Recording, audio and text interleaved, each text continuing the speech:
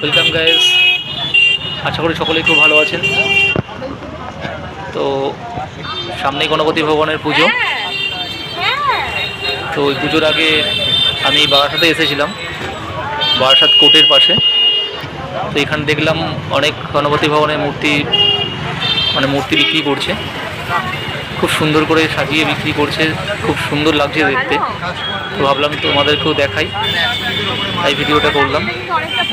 সব প্লাস্টিক দিয়ে মোড়া আছে, যেহেতু রাস্তার পাশে বিক্রি করছে তাই ধুলো না লাগে।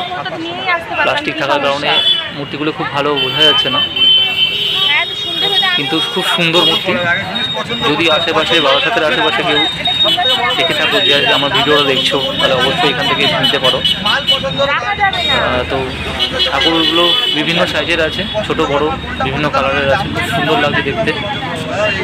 তো দোকানদারকে জিজ্ঞাসা করতে পারলাম না দামগুলো কত, কোনটার কত দাম, কারণ উনি ব্যস্ত ছিলেন কাস্টমারের সঙ্গে কথা বলতে।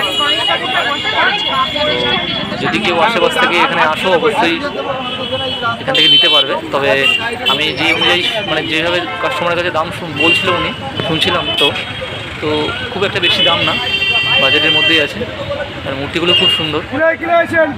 তো বন্ধুরা, ভিডিওটা দেখে ভালো লাগলে অবশ্যই চ্যানেলটাকে ফলো করো, লাইক করে, কমেন্ট করে, একটা শেয়ার করে দিও। তো তোমরা না পাশে থাকলে কখনোই আমি এগোতে পারবো না। তো তোমরা অবশ্যই সাপোর্ট করো, আর কমেন্টে জানিও যে কী বিষয়ে ভিডিও করলে তোমাদের ভালো লাগবে।